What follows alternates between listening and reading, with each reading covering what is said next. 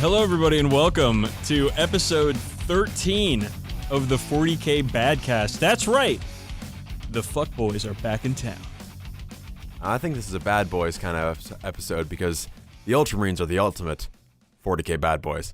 Well, it doesn't matter to me whether or not you're a 40k fuckboy or a Badcast bad boy. I'm just happy to have you listening. It's me, Dan Boyd, with my partner, my life partner, Campbell McLaughlin.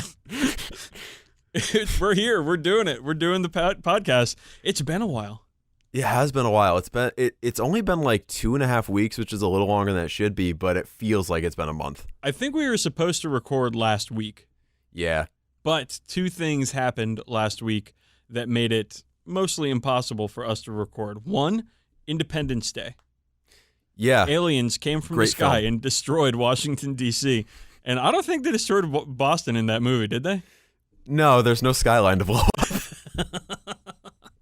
was like, they knocked down the Prudential Center. We'll deal. No. But they definitely destroyed the White House. Wishful thinking. Yeah, right. And so my whole home is leveled and is covered in aliens. I don't remember what happened. Was there slime, or was that other aliens? There's still some slime when the thing cracks open. How's the Wi-Fi in your subterranean doomsday bunker, Dan? Well, interestingly enough, the other part that happened last week was moving. You moved and I moved. Mm-hmm. Almost like we fucking planned it. So we are a week late with this episode, and guys, we are sorry. I'm not sorry. Are you not sorry? I'm not sorry. I just had the cable guy. Apologize. I just had the cable guy come to my subterranean underground whatever doom bunker to install the cable and internet. So it's working well at home. Hey, happy to hear. It's great. Have you gotten any sort of painting, Black Library books, modeling, any sort of that shit done while you've been in the midst of this move? Well, before we get into the aspects, which, I do want to get into, two quick things. One, I want to introduce the newest member of the podcast, the Zinger Dinger, for when we make hilarious zingers. Campbell, what do you think about that idea? I think he's going to take creative control of the podcast, and I'm not comfortable with my position as number 3 in the hierarchy of who's running this podcast. I'm going to edit you out and replace all of your audio with the Zinger Dinger, and that'll be the best podcast ever.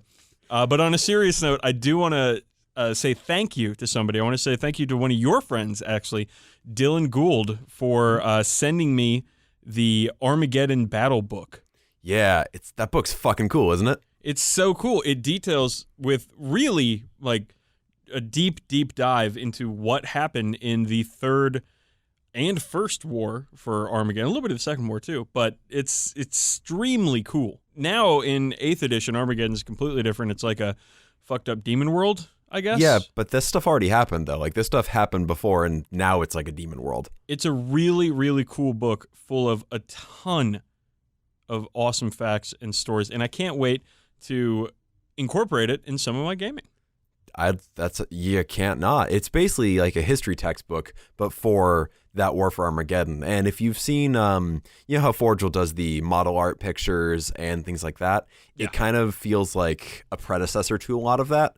Like it's not quite as elegant. There's some maps that are a little looking, and there's some edited photos that's like Lehman Russ stalking through at nighttime, which really just a picture of Lehman Russ on a board with a green filter over it and stuff like that. But It's cool. It sets the scene, and it kind of I think it was probably made by somebody who, like a history buff over at Games Workshop, somebody who has read those books that like detail out World War II battles or something, is like, this would be a ton of fun to do for Armageddon. And guess what? Completely. They were right. It's a ton of fun. Yeah, I wish they did more books like it, but it's very cool. So, Dylan, thank you so much for sending me that. I've really enjoyed it, and I can't wait to, again, incorporate it into my actual games. So let's move on to the aspects where we talk about what's on our hobby radar. I have finished one model in the last 3 weeks. It was the test model for my Raven Guard, my Primaris Marines, my Raven Guard, and I am extremely happy with it. You should be. That guy's sharp.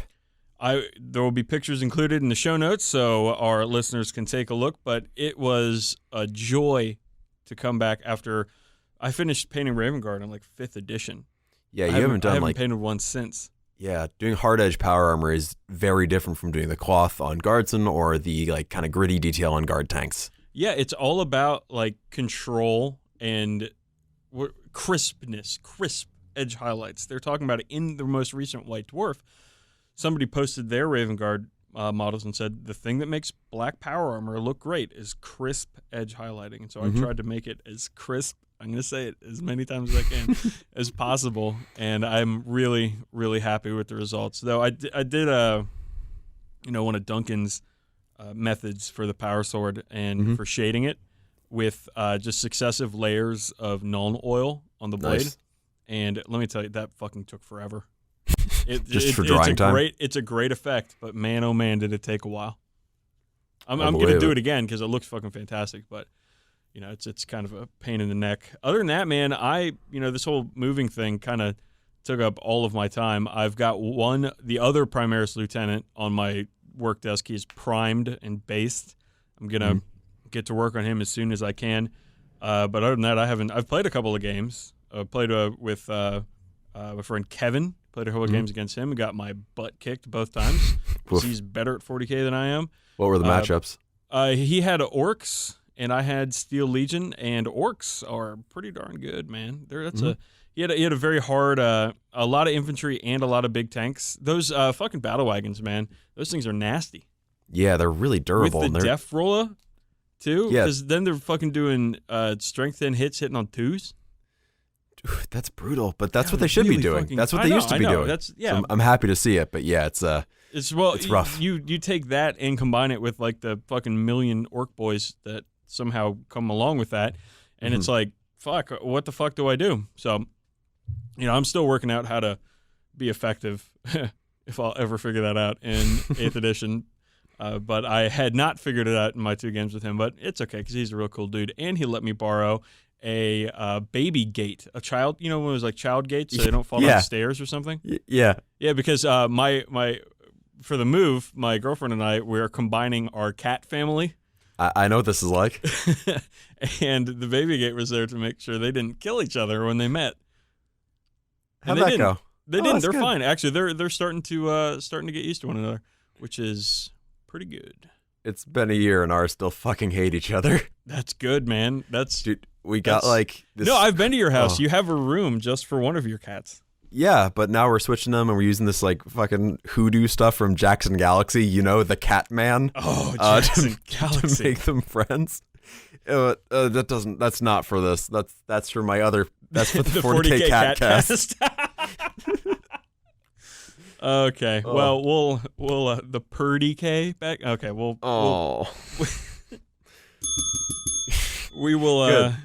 workshop that a little more and bring it back to you guys. Campbell, before the show started, you were telling me that you moved, but you got a lot of shit done. Yes, because I haven't been sleeping very much. Because I've just been feeling this urge to make up for lost time. Who needs sleep? My wrists are basically back to just about full. I'm not gonna start working out with them or anything like that yet, but I can do shit again, which is really good. But when we were one of the first things I packed stupidly at our old place was my paint station, because I'm like, my wrists suck and this takes up a ton of room, and I'm just gonna put it all away so it'll make moving easier.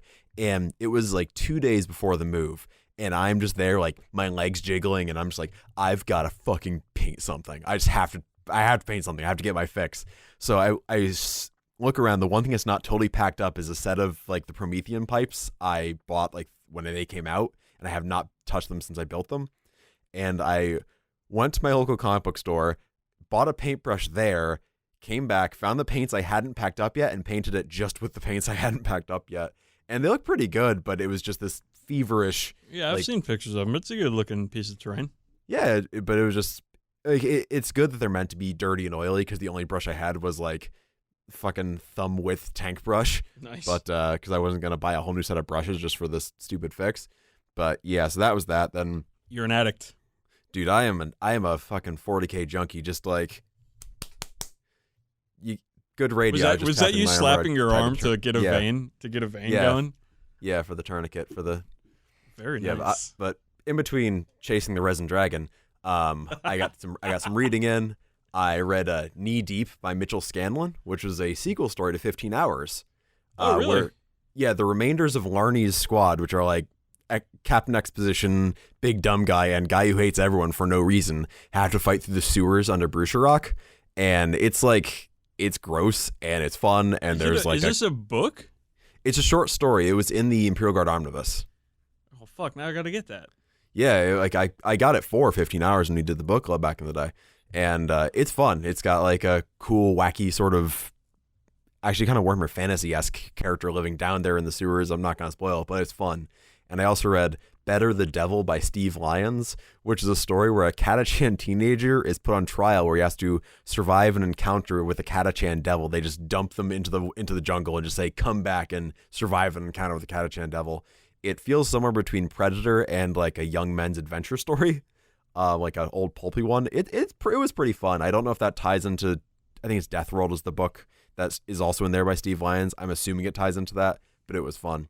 I feel like that's one of those things where Steve Lyons might have already had that story written. Oh, yeah. And he's just like, you know what? I could make a couple of bucks off this if I change some names and some places. Like, I'm an author for hire. I can take this. I guess the guys at Fox didn't want me to write a Predator book, so I'll just take that proof of concept, file the labels off, write some new one, and sell it to these British guys. Hey, man, whatever works. Whatever works. Yeah, but so I also... I did a little bit building models. I built some Terminators today and a Venerable Dreadnought earlier, and I finished the Emperor's Champion and a Rhino last night. I've just been full steam on hobby stuff. You're a busy boy. I am a busy boy. I also got to in our new we moved into a new space where there's actually room for shit. Like I have a closet I can actually put terrain in instead of a bunch of bins in the basement. Isn't it great when you can move into a place that isn't a fucking closet? Yeah, now it's like my closets now have you have now. a closet. Yeah. It's a big awesome. change. I'm super excited. Also, wood paneling on every wall. Nice. Does it look like a ski lodge? Parts of this room look like somebody's rumpus room from the 70s. Could be like, come on up to the lodge, boys. Let's get a game of 40k. I don't know what that voice is. Okay, well, let's talk about it. Let's move into our next... That was like your Fulgrim voice. Not all at once, boys. We'll warm up by the fire.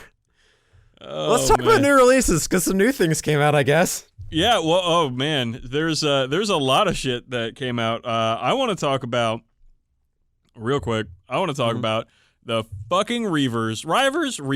The Marines. With the stripped down armor, the scully faces, fucking those things are sick as shit. Yeah, you got Immortan Joe and the Skull Boys. They're pretty cool. Immortan Joe and what do we call it? The War Boys. Yeah, the War Boys. Right, from that movie? Yeah. Hey, listeners, if you haven't seen Mad Max Fury Road, fucking go see it. It's really good. I'm sure you can find it on DVD or something now. Sweet scoop on that 3-year-old movie. 2 years ago, and yeah, I'm just, hey, you know what? Fuck you. Maybe they haven't seen it yet. I feel maybe there's a listener out there who's got it, they're fucking listening to the goddamn podcast on the way to a fucking Redbox right now, and they're like, what am I gonna rent? What am I gonna watch tonight? Fucking Fury Road. I've been on the fence about this critically acclaimed movie for the past 2 years, and I've been hemming and hawing and wondering if I should get the DVD or not. Some fuckos in Boston and DC told me to, so I'm gonna go watch it. Why are you negging me? It's how I can get closer to your heart, man. Okay. Yeah, so Reavers, they're fucking tight. Yeah, they're cool. I'm not huge on everything right now being all the little snap fit easy build stuff, but I get why they're doing it, because if they came out with the multi-part kits, which are coming, like they've stated that there's more things on the way, if they came out with those first, people wouldn't buy the little snap together kits aside from beginners. Because right now, somebody like you or me who's more experienced in the hobby can put together those models just because they want them now. While if the real boxes came out, I'd never buy the fucking snap fit guys. I would just wait. I would just buy a set of the real ones and just be done with it. That's what I'm doing. I'm waiting. Yeah. I'll wait until the actual box sets of those guys come out and then buy them. I mean, I got so much backlog that there's no way I'm buying anything for a few months at least. Yep. But so those guys. That's not the only Space Marine shit that came out. Yeah, they came with those 2 Primaris characters. A librarian and a captain. And I like the librarian has a helmeted option. They don't show it in any of the pictures, but he does, which is cool because they don't make helmeted librarians almost ever. And I like the way that looks with the Psychic Hood. The problem is they're $35 each. Yeah, that's a little pricey. It's a bit rich. I'm not like a guy to bitch about prices too much of this stuff because I know what it is and I know how much other hobbies cost, but $35 for one little spaceman that's rough. I remember when Lysander cost $20 and he's bigger than those guys and he was made of metal. Well, this is one of those things where, my, like, I don't know, maybe I'm not checking my privilege or something, but I don't give a shit. I mean, I don't buy a lot of stuff for 40K for the hobby in bulk. Mm-hmm. You know what I mean? Like I paint, I buy, and then I paint everything I have, and then I buy again. And so when I'm budgeting for like myself for the money I can spend on stuff, even if like 8th edition drops or Shadow War Armageddon drops, I usually always have money for it. Because I don't go out there and buy $400 worth of shit at one go. Yeah. And I'm going to buy that librarian. I'm probably going to buy that captain too, but I'm definitely going to buy that librarian. And $35 is steep, yeah, but man, I don't know. I'm not a fucking rich guy or anything. Yeah. I'm a fucking, regular Joe over here, but it just doesn't bother me. 35 maybe that's fucked up, maybe that's terrible, and maybe that's going to make people not want to listen to our podcast, but I just don't care, man. Hey, we paint, we buy, we paint again. That's how it works, man. Yep. So yeah, they're cool models. I've been reading what people on the internet have been saying about it, though, how much that shit costs, but the cost creep has well exceeded inflation in the last few years. Yeah. They're not. This hobby isn't getting any fucking cheaper. It's never going to get any cheaper. No, especially no. A cynical person could say Games Workshop now has the Warhammer TV team, now has this whole new social media team, now has all this. They're spending all this time testing the games instead of just releasing them. They got to pay for it somehow, right? Mm-hmm. So, and maybe I'm making up this argument because maybe this argument doesn't fucking exist. But if models have to cost more to offset the costs of those, ancillary things that Games Workshop's doing, I'm fine with that, man. I'm okay with that. Yeah, I mean, I understand where you're coming from, but contrary to things being more expensive, they did put out 2 more like little smaller starter sets. The start collecting, or not start collecting, but the I don't know what they're calling it. No Fear and First Strike. Yes. Which are like one comes with basically most of the models from Dark Imperium, and one comes with the new Reaver guys, a couple new Intercessor guys, a couple new Plague Marine guys, and a couple Poxwalker guys. But again, they both come with that cute cardboard terrain piece that the Age of Sigmar starter set came with in that we talked about last time, where it's just like 3D scans, or photos rather, of actual terrain pieces textured onto these cardboard boxes, and I think they're adorable. Did you get any of those cardboard sets? No. I would think that would be right up your alley with all your old cardboard terrain that you have from 2nd and 3rd edition. Yeah, that's just a little more 3-dimensional though, because you've got the bulkheads, which give it some texture and some like physicality, and they aren't just squares. They're more detailed. They've got towers and gantries and things like that. And like I've got the old Necromunda box set too, that's full of all that cool stuff, but it's a little more playable. It isn't just a box that blocks line of sight. Do you have the old Orc Dreadnought card that came in the 2nd edition starter set? I have 2. I knew I could count on you. Yup. No, I actually, I sold a bunch of Orc Boys off to a friend of mine a while ago, like 2nd ed Orc Boys, because I didn't want them, and I should have sent them off to him too. But I knew that you would not disappoint. Some new Death Guard models came out. They're more the easy fit together, a 3-pack of them. Mm-hmm. Yeah, they're in the same vein of the old. I like that guy with the power fist in the mouth on his stomach. Yeah, he's cool. That's I like cool the look. guy with the grenade launcher arm. I do like how with that kit, you add those 3 guys to your existing Plague Marines from the box set, the starter set, and you got a 10-man squad. I do like that. Doesn't really work that way for the Marine stuff they released, but I do like how they now. I mean, I don't know how much it would cost just to get those Marines, but probably a pretty fucking penny. But still, it's kind of a nice touch. I mean, I'm waiting basically on I'm waiting on the new kits to come out, but because of the size of my backlog and all that stuff, and because I know it's coming, I think I'm just gonna wait for the Start Collecting Primaris Marines box set to come out whenever that comes out before I get more Primaris Bros. Because I've got I'm not buying any more Primaris Bros until I finish all of my current Primaris Bros. Yeah, because every Start Collecting box is saved, X number of dollars, and I'll feel a lot better about getting, say, one of those expensive ass captains if it's in there. Although there's a store birthday captain coming out in some stores whenever. With the fucking Power Fist and the Plasma Pistol? Yeah, which is finally a viable loadout.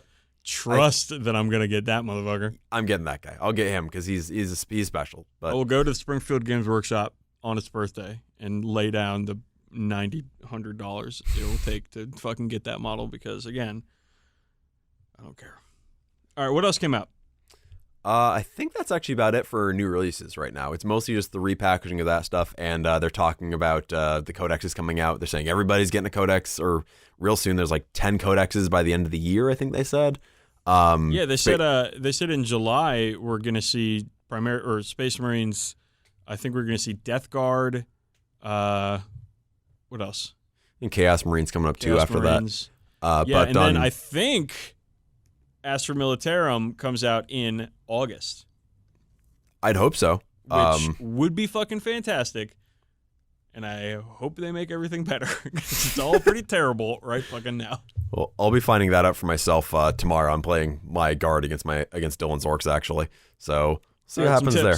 Some tips. Do you have any Sentinels? No. Okay. Do you have any Ratlings? No. You have a lot of Tempestus Scions, though, or Stormtroopers. I have 40. So those are really good. Don't let him get into combat on the first turn. It's possible. If he has a weird boy, he can sling them, and then they can reroll charges because they're orcs, and on the first turn, next thing you know, you got a bunch of fucking dudes in your face. So you got a bubble wrap, and if you have scout sentinels or something, you can scout them, and so they can't get close to your guys, and you can pick them apart with shooting. But if he's got battle wagons, those are really bad. Kill them. It's tough. Orcs are really good.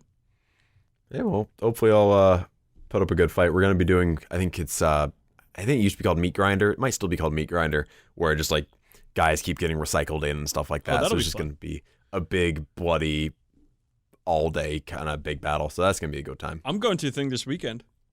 Oh, what's DC Baltimore Ham Slam is this weekend at Animal.net's house in Reisterstown, and I'm gonna go, and I'm gonna be there only for a couple hours, I think, because I foolishly, because I'm the dumbass who planned this event. Months ago, I bought tickets to a beer, taco, and tequila festival in DC. That sounds really fun. Yeah, well, it's gonna be really fun, and I can't wait. And then I forgot about it until last week or something after I had scheduled the Ham Slam for the 15th. And so now I'm going to go with probably 1,500 points of my Marines, not guard, and play a quick game and then roll the fuck out and wish everybody a happy time. All right. And at the end of the month, you and I are going to be in New York for the 8th edition Pyrivore welcome party. Oh, yeah. I can't wait for that, man. That's going to be a 5.5-hour drive for me to get there. Then a 5.5-hour drive back.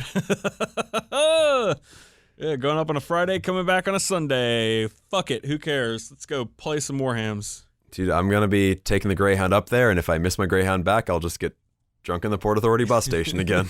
It's happened before. Or you just come with me and I'll drop you off at the airport in D.C. and it'll take a 45-minute flight home back. That is probably the most convoluted way to get home.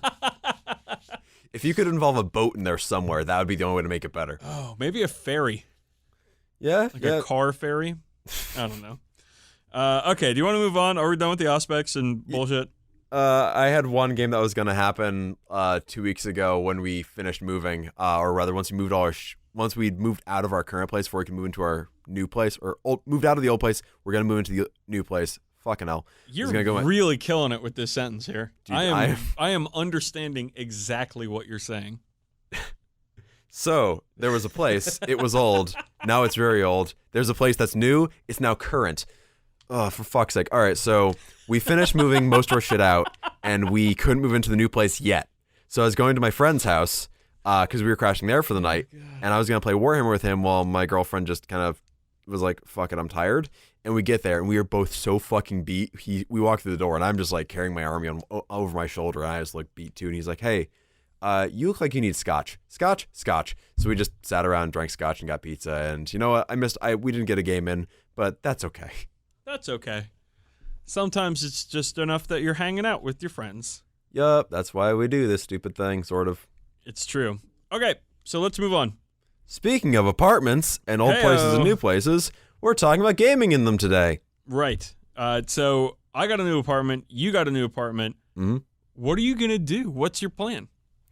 Well, so gaming in apartments comes with its own set of challenges because space is at a premium. Even though we're both not in shoeboxes anymore, we're both in places where there's limited space, and you're also sharing it with another human being, which makes things even more challenging in some ways. And several cats. And several cats who also provide their own set of challenges. Keep a squirt bottle in hand if you have a game table out. But a squirrel bottle? Sorry? A squirrel bottle? Squirt bottle, like water, like. Oh. Because I'm not really big on disciplining my cats too much, but if they're on the table and there's shit there, I kind of got to make sure. One of my cats doesn't care about that. My cat. The one that likes to fuck with everything doesn't care about. You squirt water at her all day, and she's just like, "What are you gonna do? What is this? Huh? I'm wet now. Fuck you." No, I'm wet and pissed. All right. What are you gonna do? What's the plan? So, first let's talk about my old space because you played with me there. You had to crawl under the table to get a beer from the fridge. Yep, and you refused to get me another beer because you enjoyed watching me crawl under the table too much. Well, it was also guard versus orcs, and like movement phase is long enough. All right. You know, if I got my movement phase going, and you're like, "Hey, go get me a beer," I'm gonna be like, "Yo, fuck you, dude. I've got 100 models to move." Fair. So at my old place, I had a pair of folding tables that I had to bring out.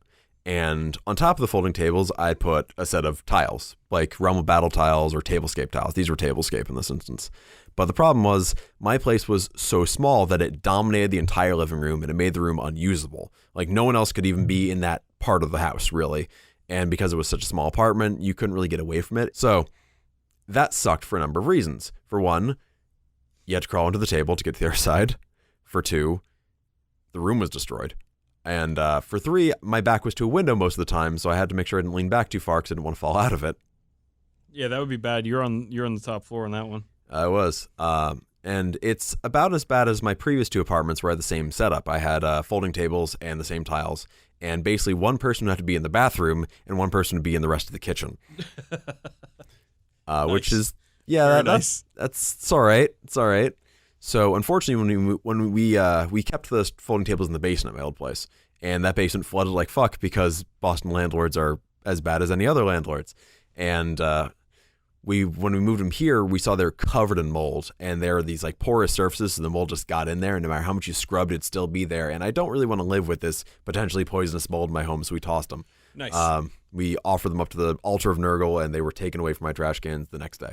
Very nice. So right now I'm looking for a 6x4 folding table because we don't have a dining room because even this apartment isn't that big, and I'd like to have a more bespoke setup for this sort of thing that doesn't involve two junky folding tables. So I've never seen a 6x4 folding table, but I know at Lowe's they sell 6x2s.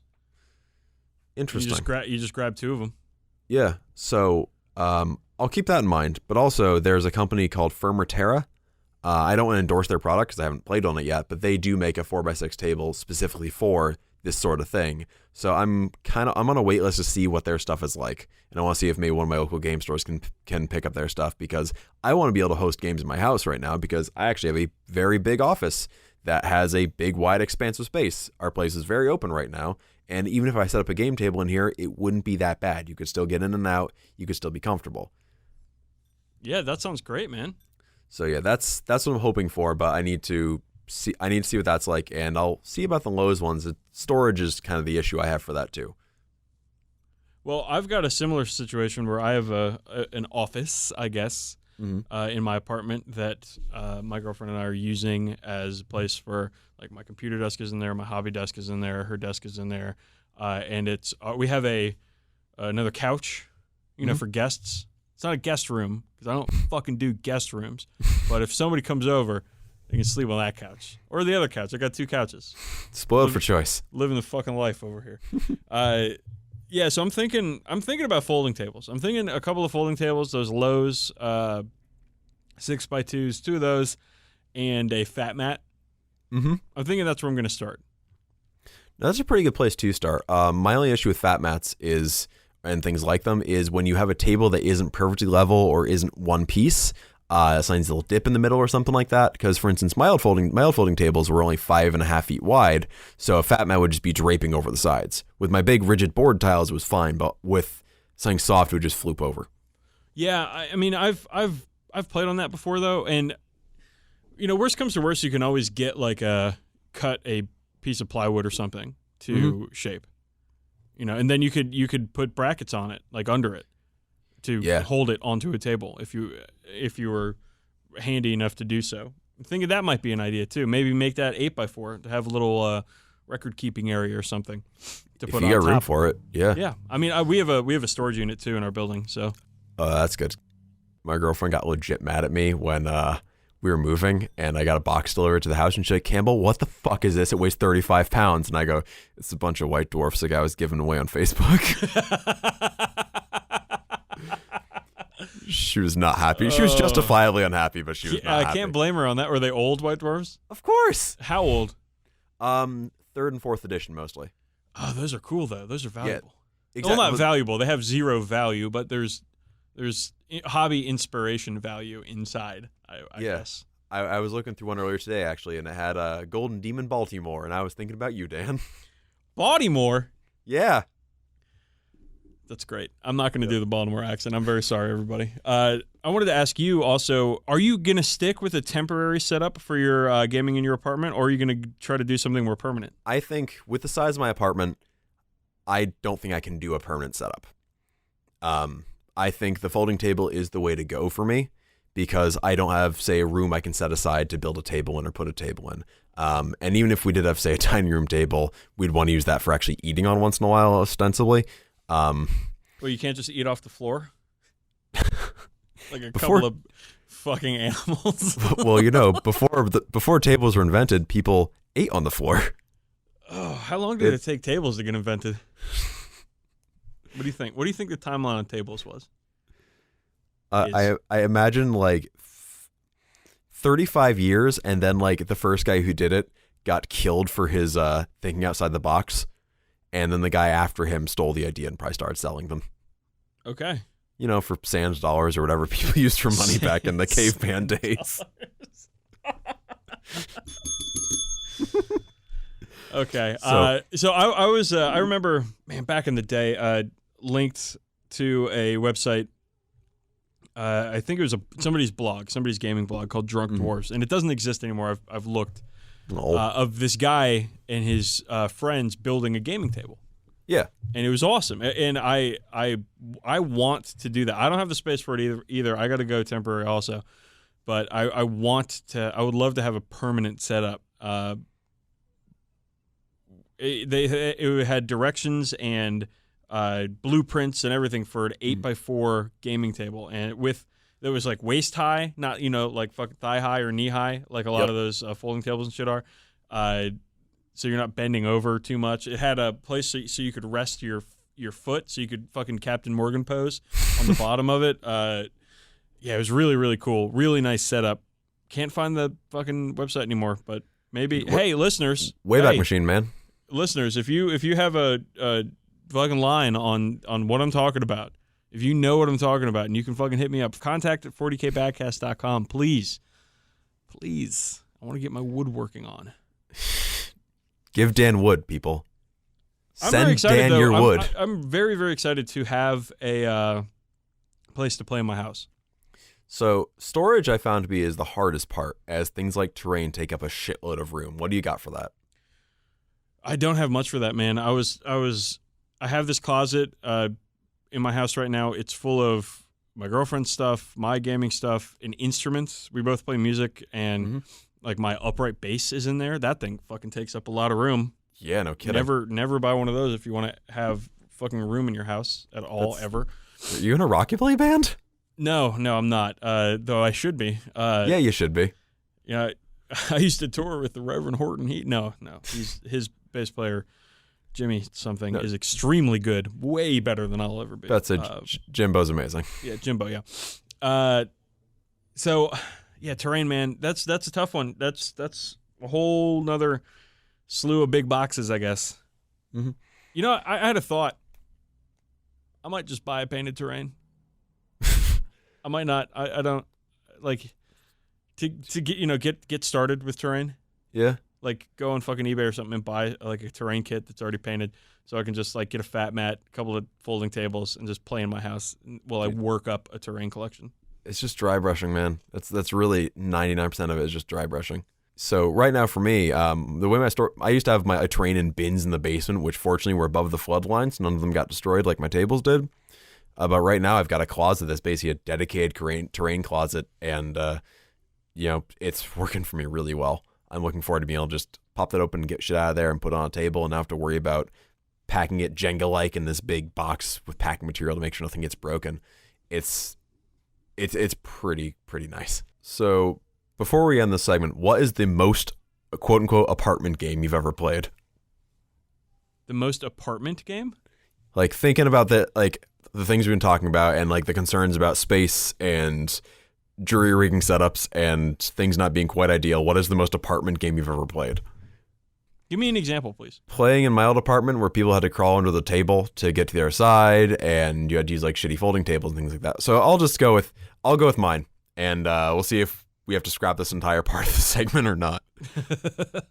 So back in college, I got a Realm of Battle board because I wanted to play at home. But my roommates basically used my folding tables for beer pong and shit, so I never actually got to use them. So I'd have friends come over, and I'd set up the Realm Battle board on my bed, and we'd play in my bedroom. That's weird, but I mean, you got to find a spot, right? Yeah, and it's another thing. It is boudoir gaming, I suppose.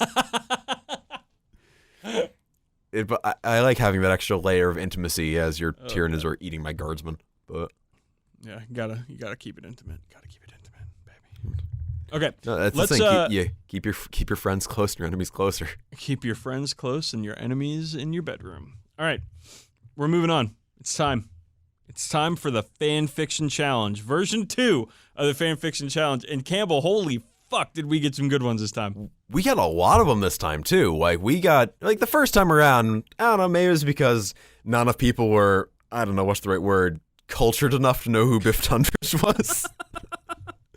But the requirements are maybe a little more restrictive, and as a result, and we were also a bit newer show at the time, so we didn't get that many entries. But this time around, we got a ton. We got, like, double digits. And they were good. That's like one per listener. Good for the most part. Do you want to go first or you want me to go first?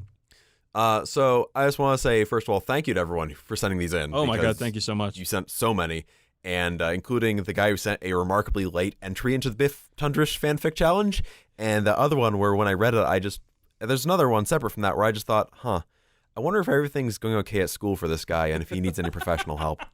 Like, he should talk to his parents. Yeah, we got some really good ones, man. But I'm excited. I'm really excited for this. We also got so many of them that we may read more of them in the future because many of them are very good, all right, or at least very enjoyable. Check this shit out. I was when you sent over the Google Doc with all this all these on them, I was reading them at work. Oh no! While I was taping one of my work's daily podcasts, and normally I'm in the studio alone, and so I can fuck around on my phone or whatever. Nobody cares. But a bunch of people came in to watch the podcast happen and then meet the people that are on the podcast at work. So I'm sitting there like chuckling in my chair at the studio computer, and a bunch of people walk in, and I'm just like, oh my God. And like, I'm at the point where, of course, I'm reading about, fucking Fulgrim and Fabius Bile fucking by a firelight and shit. Like it was very surreal. Yeah. So who's going first? You or me? I'll start out. Okay, great. Manage Ass Calgar, an 8th edition Where Are They Now adventure by Colonel Schultz. Oh, and heads up, by the way, the theme of this was Where Are They Now? 8th edition has happened. Where have these characters gone? What are they doing now? Marnius August Calgar, Lord Macragge, a gene-forged living weapon, sheathed in burnished ceramite, lowered his transhuman bulk into his cubicle's command throne. Instantly, the cheap Plastech chair collapsed beneath him, sending the proud Ultramarine sprawling. Once again, he had made a tactical decision based on points rather than power level and been led astray. Oh, to have learned his lessons of war from the wrong version of the Codex Astartes. Although it was far beyond him to question the wisdom of his gene father, the great, formerly late Reboot Gilliman, in his darker moments, Marnius did wonder if an 8th edition of the Holy Book had really been necessary. Drawn by the noise, a bearded face appeared at the rim of his cubicle. Jim, his stunted, scrunt-like brother in this administrative death world, looked on in horror. "Broke another chair, Manny," he said. "Gary ain't gonna like that, man." Calgar got gingerly to his feet. Metal pieces from the chair clinging to the magnetic strips on his warplate where once a bolter would have rested. Despite having once faced down a swarm lord in single combat, he was close to tears. Gary would indeed not like this. This was the 7th iteration he had ground down beneath his all-conquering butt. It had taken him the whole first century of the Indominus Crusade to find this job, his resume of countless years spent purifying Xenos and heretics at the mouth of a bolt gun, apparently counting for little in the vicious combat of low-level office job interviews. Now, on the verge of progressing to tertiary assistant scrivener and gaining access, finally, to the standing desk his gene-bulked frame so clearly required, he would likely miss the promotion and spend a large portion of his meager pay replacing yet another quality seat. "You won't tell Gary, will you, Jim?" Marnius said pleadingly. He knew that he had erred the moment he saw the terrified look in Jim's bug eyes. "Won't tell me what?"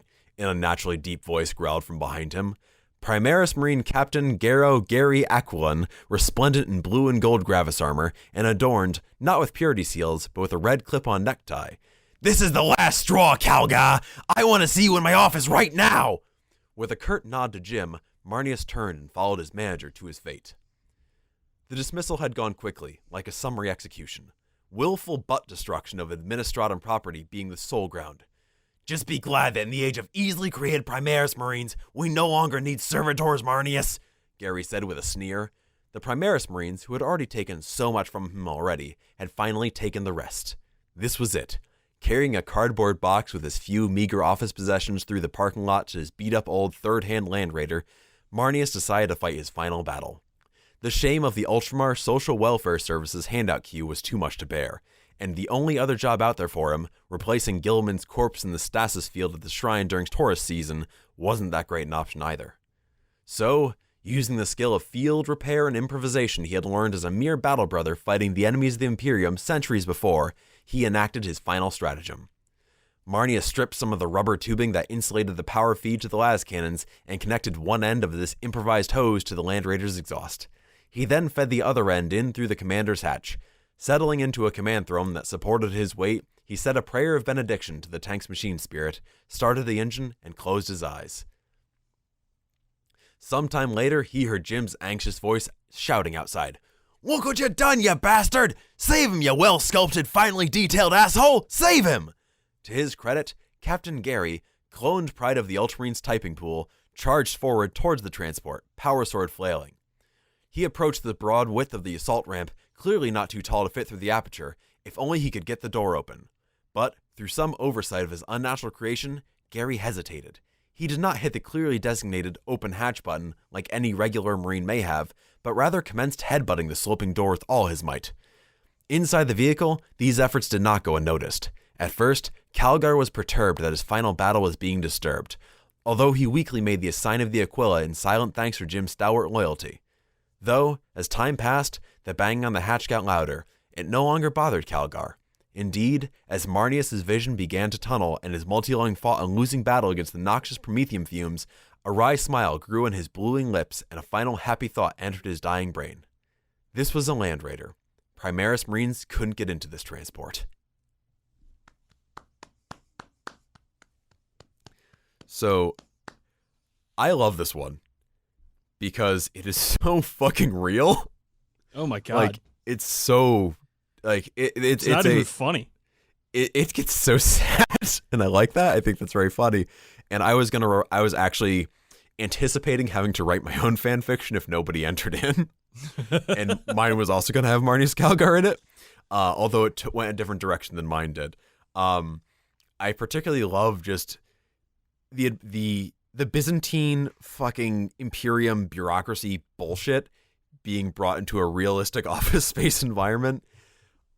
No, I enjoyed it a lot. I enjoy that it has a scrunt in it. I enjoyed the zinger at the end that Primaris Marines cannot get into transports. It is clearly written by someone who is well researched in what they're talking about and had a lot of fun writing it. So thank you, Colonel Schultz, for Manajas Calgar in 8th edition Where Are They Now Adventure. Truly, 10 out of 10. 13 out of 13. This one's called, oh man, I'm going to have trouble. I got to do a lot of voices for this one. Okay. Leaked 8th edition Blood Angels Codex by Eric Atkinson. Thank you, Eric. This made me laugh very hard in front of strangers, and I tried very hard to not let them know that I was laughing, but it was extremely funny. All right. Here we go. Suck the hate from my balls, you crab-handed slag wench, bellowed the flesh terror captain as his armored boots slammed again and again into the demonette's genitals. Fool! Hissed the sinuous Slaneshi. My entire body is a genital. It spasmed in one last cry of ecstasy before expiring. And my horse has a long tongue for conolingus. Oh, boy. Brother Captain Bloodfuck Kill wiped the demonic ichor from his chain hammer as he surveyed the carnage around him. The last heretic cultists on the planet Phadracoccus Prime were being headbutted into bloody paste, and Chief Apothecary Throat Stab Maneater was beating the gene seed out of a fallen battle brother using another battle brother as a club. He voxed the throaty command to his flagship, the battle barge. Everyone aboard this ship is howling. What's our shitting operational status, asshats? The oldest and most well-respected chapter serf, Marvin Fuckboy, replied with a tinny sigh. His eyes, mouth, and internal organs had all been surgically removed and replaced with tiny bionic pipe organs covered in skulls. It was grimdark as fuck. So the auspices are indicating one last concentration of heretics on Phadracoccus Secundus. I've dispatched Thunderhawks. I'm your boyfriend now, and Karn the Betrayer did nothing wrong to pick you up, and he was cut off by Jeremiah Fuckboy, the ship's navigator. My liege, the psyker nasally whined in an irritating fashion. I'm sensing a mighty presence in the warp. This could be linked to all those strange disservices the chapter master. No time for exposition, fuckboys! Yelled the captain as he broke into a run basically nowhere. Get me at those shit-swilling heretics. The cult of the harsh metaphor gathered in its despicable chapel as the anointed hour drew close, their blessed bodies arranged in some kind of zigzag to prepare the way. Soon the Emperor's loud assholes would be upon them, but even they would not stop the master. Surprise, nipple chips! Cried Captain Bloodfuck Kill of the Marines of the 5th Company as they exploded from a cultist ribcage like an alien. But their relentless charge was wrong-footed as the earth beneath them shook and cracked, and a mighty Lord of Change erupted out of the chapel floor. It was Malachus, the guardian of uncomfortable truths. Fools! The Bird King keened with a terrible cry. There are like 4 black people in 40k, and none of them have official minis! This stopped the regrouping Marines in their tracks. He must be right, wondered Tactical Marine Poop Fist. It's canon that Nocturne's people are of darker complexion, but Vulcan's skin was always treated more like a genetic aberration, which is itself highly problematic. The brother captain knew he had to act fast. Now, Sergeant Skull, before we're all doomed! The hand-picked scout marines from Flesh Terror's 10th Company had yet to fully master their chapter-issued sniper rifles, as the cumbersome weapons made poor clubs and took ages to sharpen. But they burst from hiding to tactically and strategically outflank the greater demon, screaming furious cries and beating it with their guns. The Lord of Change reeled as this new threat caught him off guard. "Fools!" he cried again. "All Necromunda figures are fuck ugly, even your precious Van Saar. Anyone who disagrees is just being pretentious." "My hive gang is fucking beautiful," cried the chapter champion as he smote the monstrosity with his chain. "And the ludicrous bookkeeping in specialist games made them more fun, not less." Cultist Lastfire pinged off his artificier armor, but the Flesh Terrors were regrouping and beginning to shoot back. The demon, too, was gaining power, its malignant sentience reshaping the reality around it or some shit. "Fools!" it cried a third time. "It's canon that the Emperor was Jesus of Nazareth! It's fucking canon!" But the captain knew his foe had overstepped. Slamming his weapon into the foul creature, he countered its blasphemies. "Aaron Dembski Bowden is taking the lore in a new direction, crotch monkey! And Black Library's doing its best with characters made in the 80s by assholes. You'd struggle too sometimes if one of your story's pivotal characters was named Lionel Johnson, for fuck's sake." Malchus was defeated, but as the planet opened underneath him like the Bloodthirster in Dawn of War, he made one last cryptic utterance before being sucked back into the warp, which is apparently underground, I guess. For fools! Age of Sigmar was a beta version for 8th edition. All of Warhammer Fantasy was killed off, shittily, so that GW could playtest its precious Marines. But by then, the Flesh Terrors had wandered off. The end. Wow.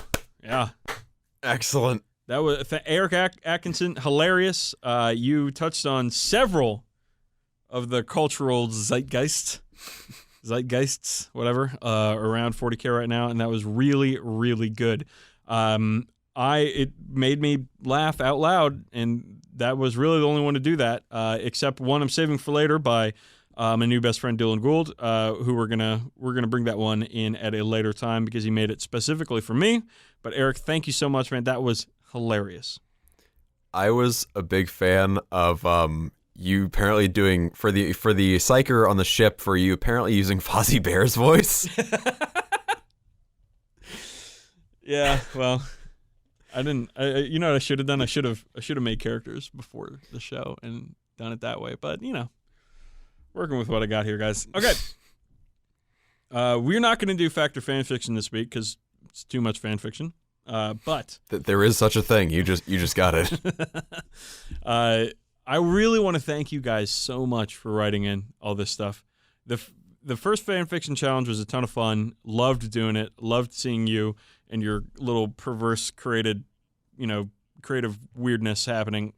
But this time, you guys took it and ran with it, and I loved it. We should, maybe we should post all these. So I don't want to post them all because I feel like they'll be more fun to read them on the show. Okay. But we can post them once we read. We can post them when we read them on the show. How about that? Yeah, that's good. All right, so let's get out of here, man. It's time. It's time to go. It's time to get the fuck out of here. Even the Zinger Dinger's tired. Look, he's not dinging anymore. He's all dinged out? He's all dinged out. More like a Zunger Dunger. All donged out. Aren't we all? All right, you can contact us on various forms of social media, such as contact@40kbadcast.com. Does email count as social media? I'm not sure, but I'm going to go with yes for the purposes of this sentence. You can also find us on Twitter, where I am @DB_sleazy, or you can type in DZBZ in the search bar and you'll find me. It currently says on my Twitter bio that I am the lead singer in a band called Chewy, Lewis, and the Nudes. Campbell, how can they find you? How true is that? How true is it? It's extremely true. That's good. It's extremely trudes. Whoa. level. That was so next level, man. I don't know if I can follow that up. Well, I hope you can, because you need to talk about how people can reach you on social media. Well, if for whatever reason you want to contact me instead of Dan, contact at 40kbadcast.com is our email. I'm the one who checks it pretty much all the time. I tell Dan to go read it once in a while when people ask for him. Which is right. I'm at Twitter. I'm at BrotherSRM. You can follow me on Tumblr. That's where I post all my Warhammer pictures. That's cam2d.tumblr.com. And you can check out my YouTube channel, youtube.com/camhammershow, which is back on track. I'm writing again. I will be coming out with videos in the next few weeks. It's coming back. It's just, I've bitched enough about shit that I can't control. But that's coming back soon. So keep your eyes out for that. And I will leave you all with an inspirational quote. Please do. Ruthlessness is the kindness of the wise. It sure is. I'm Dan Boyd. He's Campbell McLaughlin. We're the 40k Badcast. And you can too!